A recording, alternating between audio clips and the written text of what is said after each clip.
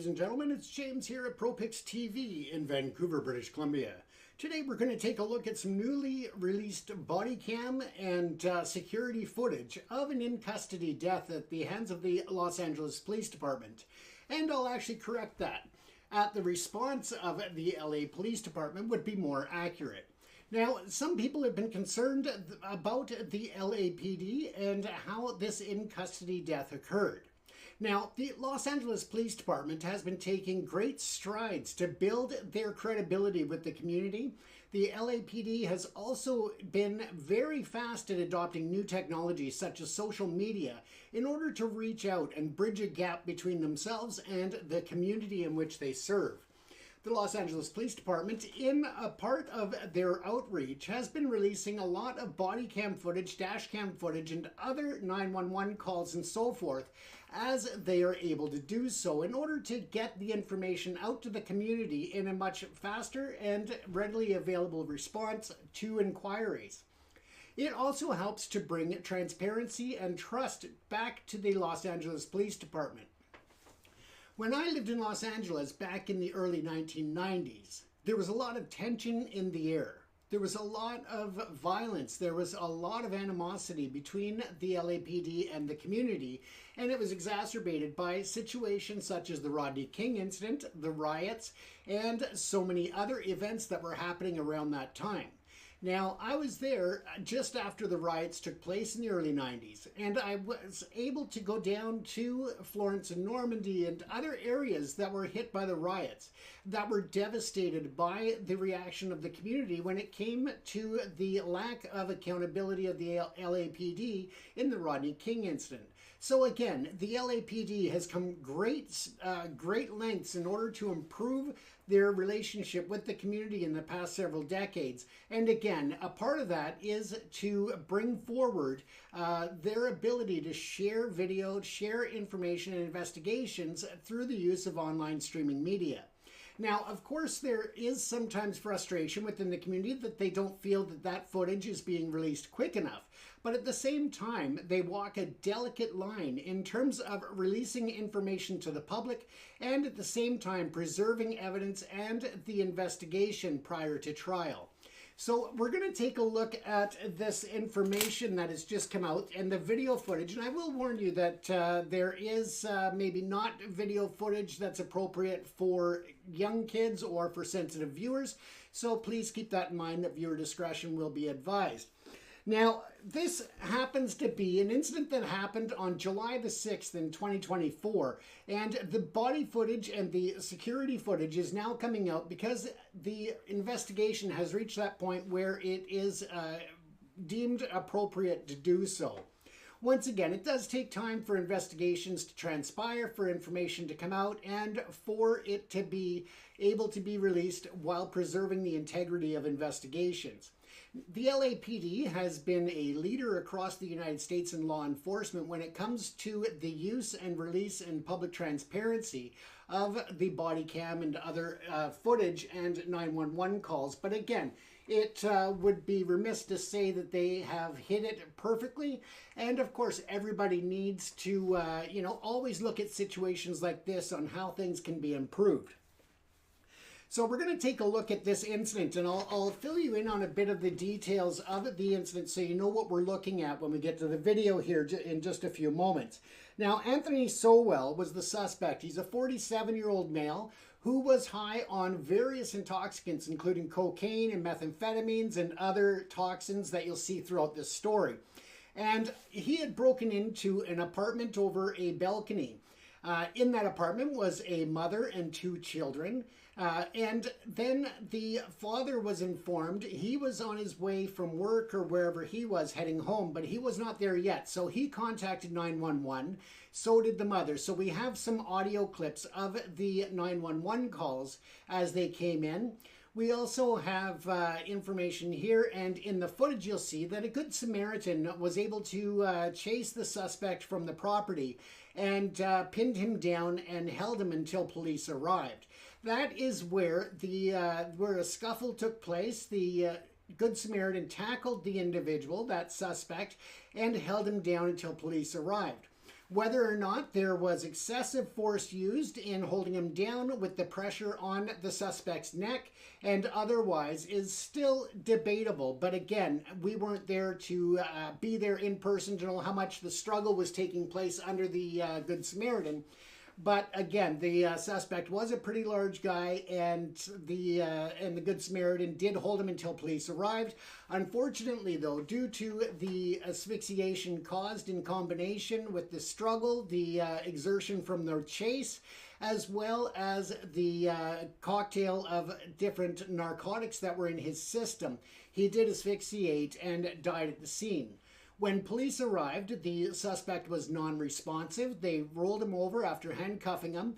They tried naloxone as an option, and then they started CPR once they realized that his pulse had stopped or that it was so faint that they needed to take those life-saving actions. So the police did act and try to save this individual's life. They were not involved in any of the apprehension of the suspect, as I said. That was the Good Samaritan who held him down until police arrived. The police arrived, brought out the naloxone, gave a dose to the individual, and unfortunately the individual did not survive the overdose. Now, again, there are questions about whether or not the Good Samaritan should have or shouldn't have been charged with the cause of death, or with, as they were calling it, attempted murder, when they initially looked through the charges. But again, the prosecuting attorney chose not to file the charges because they didn't feel that it was appropriate in this case.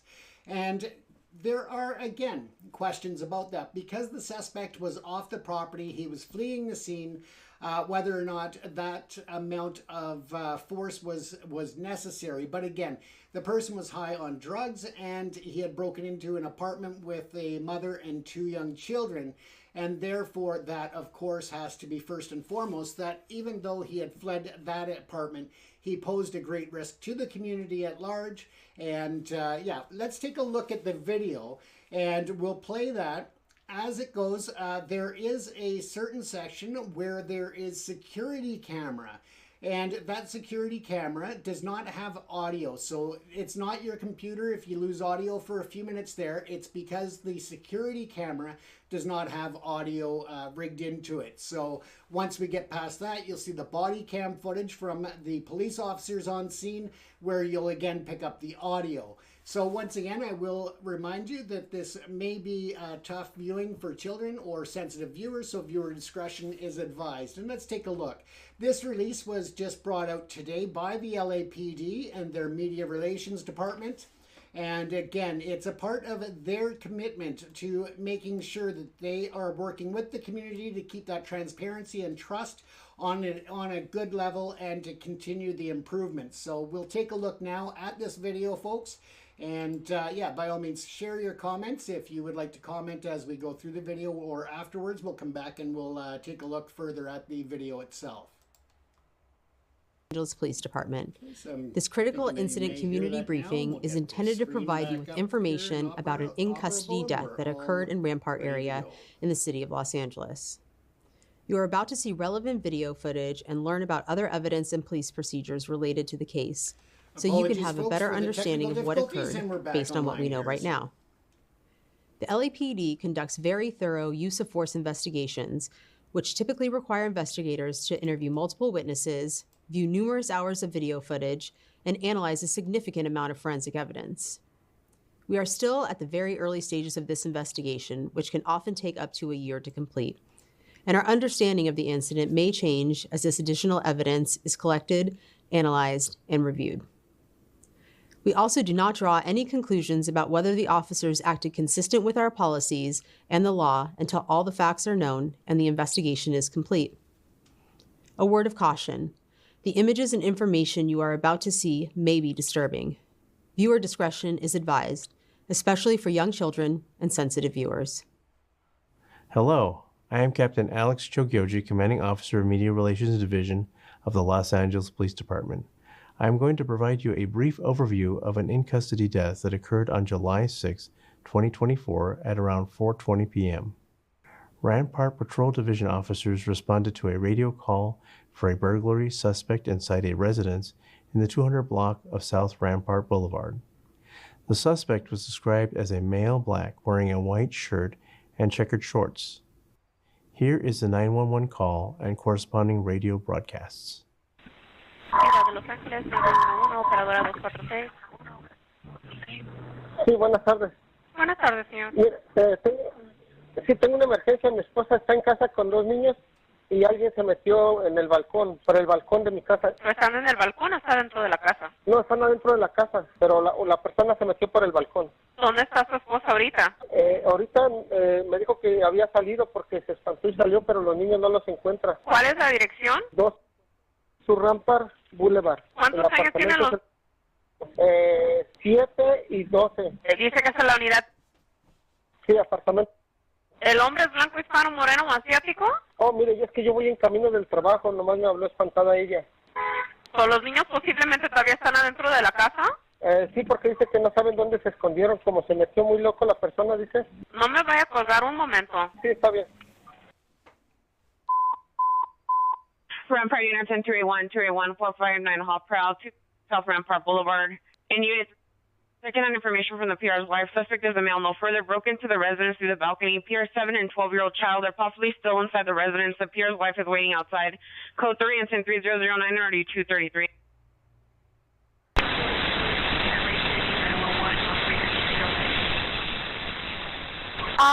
¿Habla español? Sí, señora. ¿Cuál es su emergencia? Es que se metió una persona a mi apartamento. No sé, habla como drogado y están mis niños. Ahorita ya salió.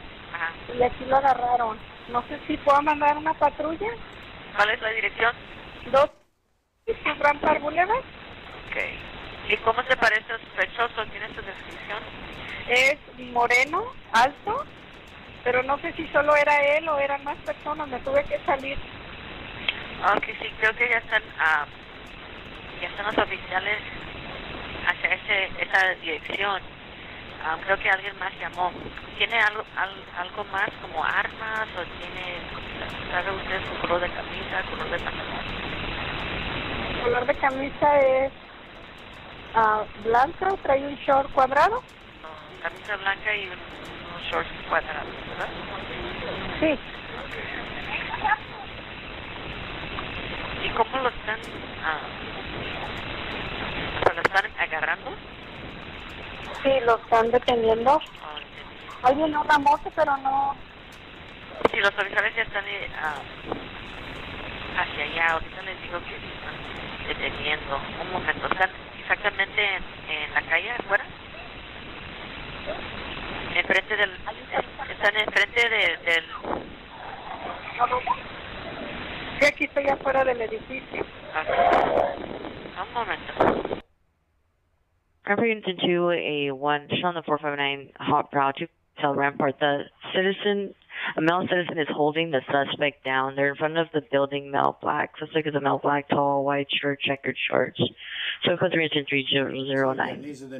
The burglary suspect was later identified as Anthony Sowell. A portion of this incident was captured on security footage from a nearby security camera.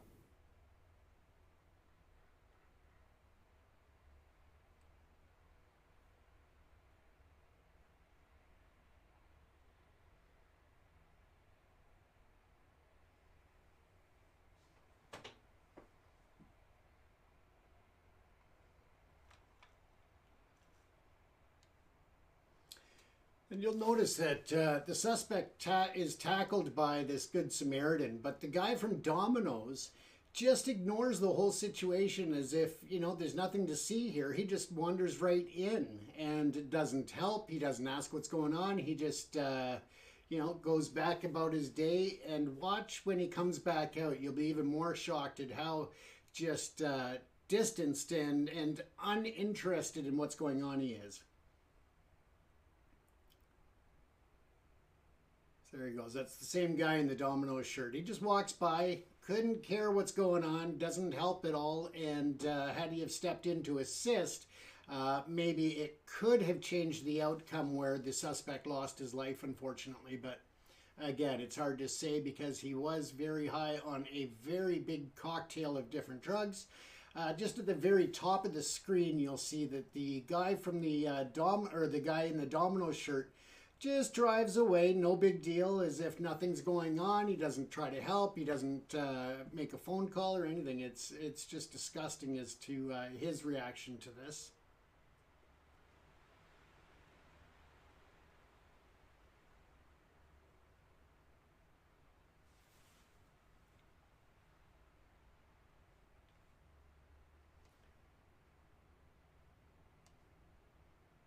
But you can see there's not as much struggle left in the suspect here. You'll see that he's being held down, and as I said, there's not as much struggle. There is still some, but he's a pretty big guy, so I'm surprised at the little bit of struggle that's there. And here's where I was saying that I was concerned about the amount of pressure being put on the individual's neck, but also on his chest. When you're on somebody's back like that, you are basically compressing their chest and putting that pressure on so the chest can't expand with the intake of oxygen and air. So again, it is a risky move, but again, he felt that the risk to the community was great enough that he had to intervene. He was well aware that this individual had broken into that apartment where there was a lady and her 2 children. So again, he was not taking any risk to let this person get away and held him for police. But again, it's debatable about whether or not there was an excessive amount of force after the individual stops moving, whether or not he should have taken more steps to preserve life. But again, you can see for quite some time the suspect stops moving or is moving very, very minimally. And that again should be concerned. But the adrenaline and the urgency of the situation, this individual, the Good Samaritan, made his decision, made his choices. But here you can see that the individual is not struggling at all. He's pretty much, I would think that he's probably unconscious at this point by the looks of it. And yet the Good Samaritan is still using pressure on his arms, still roughing him up a bit. And then if you watch, shifts a bit. Now this lady comes over, and I don't know if she was the lady on the phone with the police that called the police. I don't know if that was the victim, but in any event, if you see here, he was non-responsive, and this gentleman starts striking him and then grabbing his back and rocking him, and the lady puts her hand on his shoulder to calm him down. Apparently, that's the appearance anyway. And then another individual comes by. Again, there's enough people there that I think they should have. You can see that the individual has basically been rendered unconscious at this point. He's non-responsive. He's not moving. And yet, if you count, it's still a few minutes before any other help arrives. And yeah, so at this point, he's not struggling. He's non-responsive.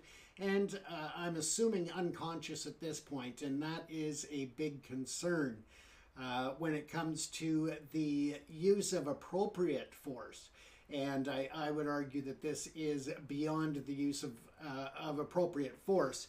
Again, he's a big guy, and he did break into an apartment with a lady and her children inside. But again, I just think that that is beyond what should be considered reasonable. Upon arrival, the officers were directed to an adjacent parking lot where a community member was seen attempting to detain Sowell. The officers responded to the parking lot and found the community member on the ground straddling Sowell. The officers approached them, asked the community member to move, and immediately placed handcuffs on Sowell, who did not resist and appeared unresponsive.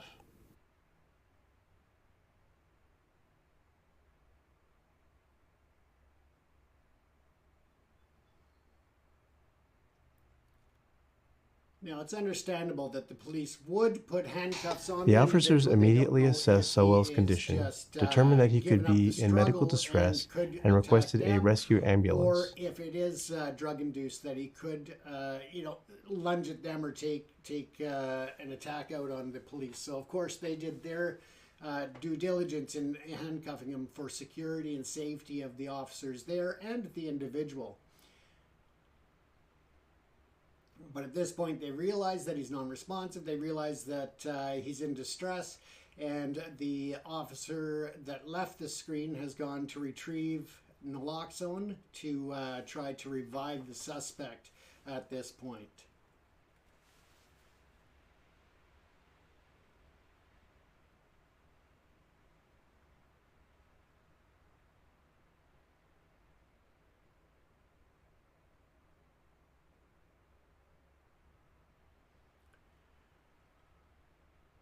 And there's the officer that's returned with the naloxone kit.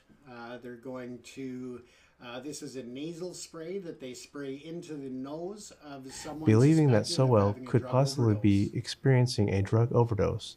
The officers began to render aid and administered 1 dose of Narcan nasal spray to Sowell.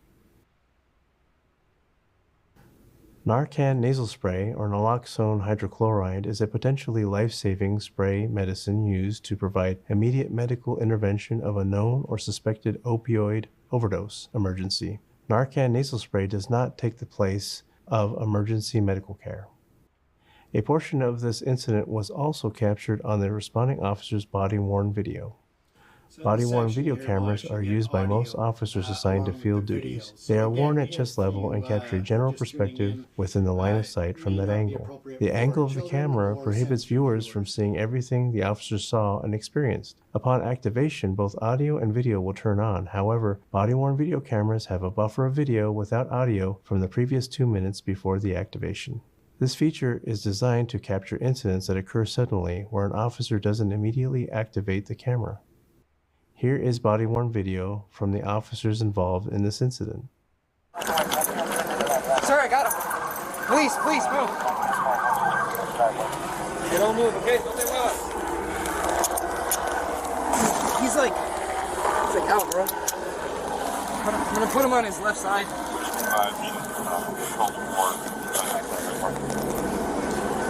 Get him out, hey, bro? Hey, you alright? Hey. For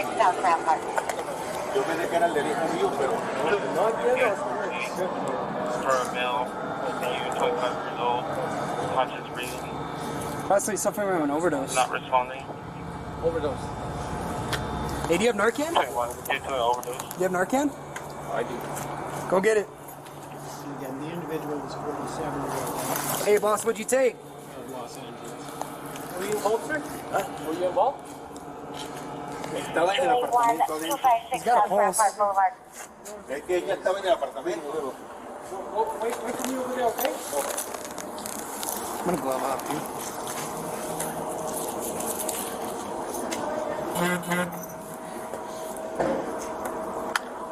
Hey, you want to take off the hooks for now, bro? What do you think? Yeah, let's take him off. Yeah, we might.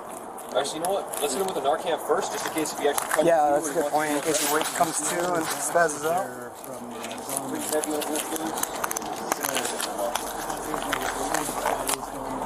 You guys A1? Yeah. And that's where that's 281 for FD. Are you in front of the location? I got it. Sure. 45 in a parking lot, 2 buildings south of the location. Hey, bro.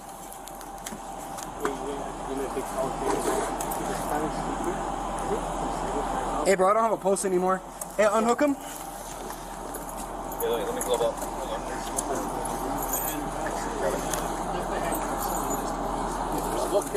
He's 281 FD en route. kind of doing his little gas. 2 parking lots, 2 buildings south. which does South sometimes Rampart. happen. So again, for the After receiving no safety of visible the response from suspect Sowell, and the officers officers, removed of the course, handcuffs they and left them continued handcuffed life-saving while they measures by administered performing naloxone. But cardiopulmonary now that he's not resuscitation or responding, they CPR are removing until the handcuffs paramedics and, arrived. start assessing Hey, bro. Hey, stay with me, dude. Come here, bro.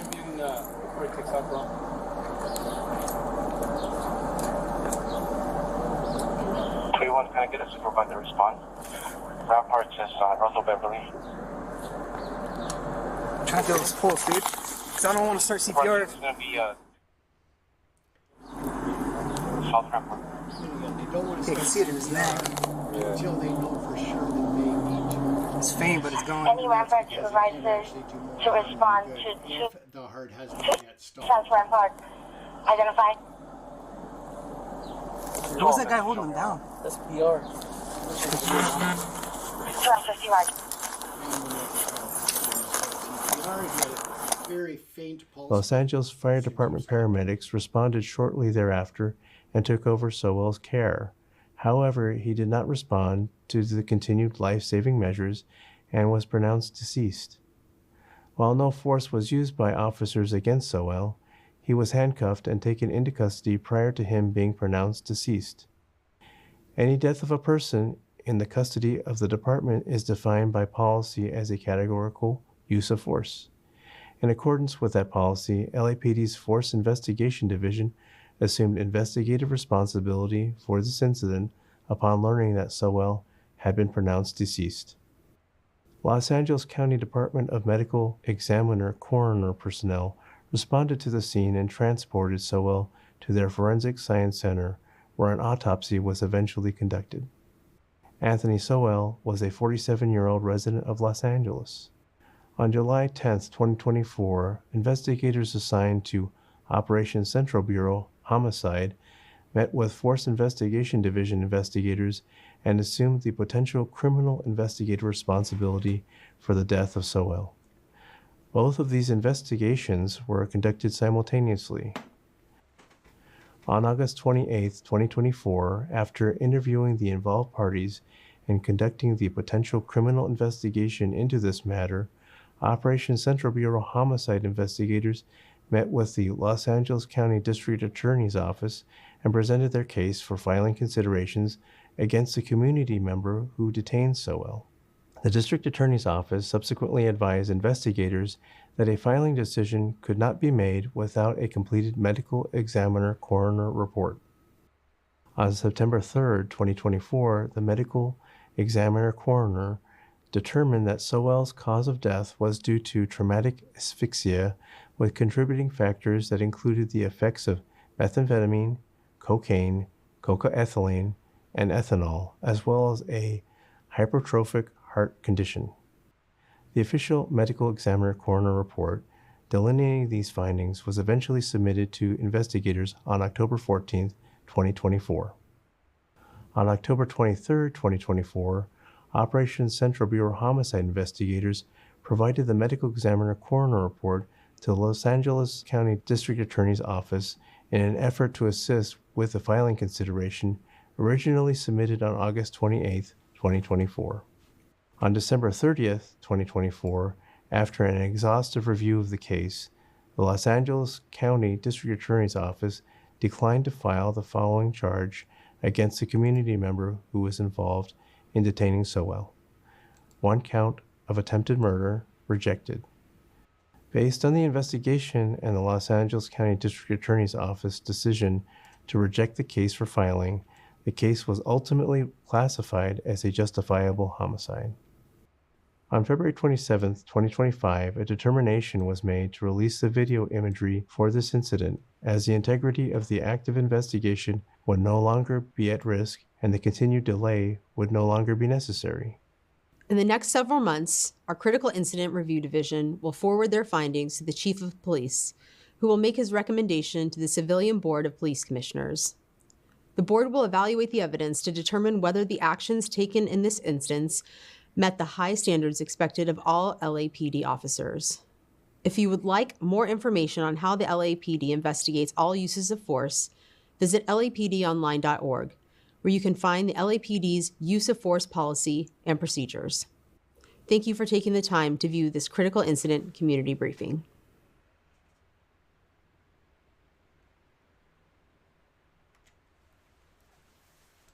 So again, that video was courtesy of the Los Angeles Police Department. And as you can see in the video, there are concerns about how much force was used, especially after the subject was rendered unconscious and non-responsive. Hello, I'm Jennifer Forkish, again, Public Information Director for the Los Angeles Police Department. This critical incident community... Sorry about that, folks. So yeah, it definitely is a lot to look at. The video has been released, both the security footage and the body cam footage, to look at the situation. But again, It was at the hands of a Good Samaritan who was holding this individual down, who was high on a very big cocktail of different drugs and also had an underlying heart condition. And yeah, it is a tough situation. It's a tough video to watch, regardless as to the fact that he was burglarizing a home and or was just, you know, don't know what his intentions were at that point. But he did enter a home where there was a lady with her children home alone, and the individual left the building. He was chased by that Good Samaritan and held down for police. But again, at some point he went into respiratory distress and succumbed to his injuries or that issue. And again, you've got to look at the totality of information. I mean, the video does paint a very clear picture of what happened, but again, we don't see what happened before that, before the video starts. And unfortunately, because the individual was placed in handcuffs, he is therefore considered to be in custody of the LAPD. Although they did not directly have any involvement in the death of this individual, they did try life-saving actions in order to revive the individual. But again, because they did handcuff him, that becomes a big investigation for them to ensure that if there were any points that could have been learned from this situation, that they are documented and that they make adjustments to their policy to look after the public in a much more effective way. And again, I'm not saying they did anything wrong. I'm just saying that the LAPD has taken great strides to try and improve their relations with the community, but also to make sure that they are working within the bounds of the best practices of law enforcement. And a lot of communities have followed the LAPD's lead in terms of the use of social media for faster and more accurate direct information to the public. And that goes a long way. And again, the person there with the Domino's pizza shirt on, that looks like it was, and it just appears, I can't say 100%, but it appears that it was a Domino's restaurant he was going in and out of the back entrance for, given the amount of debris outside on the ground that had the Domino's name on it. So again, why he didn't intervene or assist in any way, I don't know. I guess that in this day and age, people are just afraid to jump in and get involved, especially that in his defense, he may not have had a clue as to what was really transpiring besides a couple of guys fighting. So again, yeah, it's hard to say when you're not there. But kudos to the LAPD for their ongoing stride to bring up more transparency to investigations, to bring a clearer understanding of the principles, the methods, and the progress of investigations as well, and to the community for their support of the LAPD and trying to work with them together to bring a better policing experience to the Los Angeles County and the city of Los Angeles. Once again, when I resided back there, that again was just after the riots, and there was still a lot of tension. There was still the civil trials going on, and it was a tough time in Los Angeles. So it has come a long way, and they are not resting on their laurels, so to speak. They are continuing to try and implement best practices as they develop. And we'll do another episode later, actually next week. We're going to do an episode on the different ways that the LAPD is incorporating weapons that are non-lethal in their policing activities and their policing response. So next week, watch for that. We'll have a great episode about some of the different weapons, the non-lethal weapons and responses that they have. So again, you've been watching Live Chat with James here on ProPix TV. This episode will also re-air on True Crime and Justice TV, so you're welcome to check it out in its entirety. TrueCrimeAndJusticeTV.com. And yeah, other than that, folks, stay safe, take care. Thanks for tuning in for another live episode here.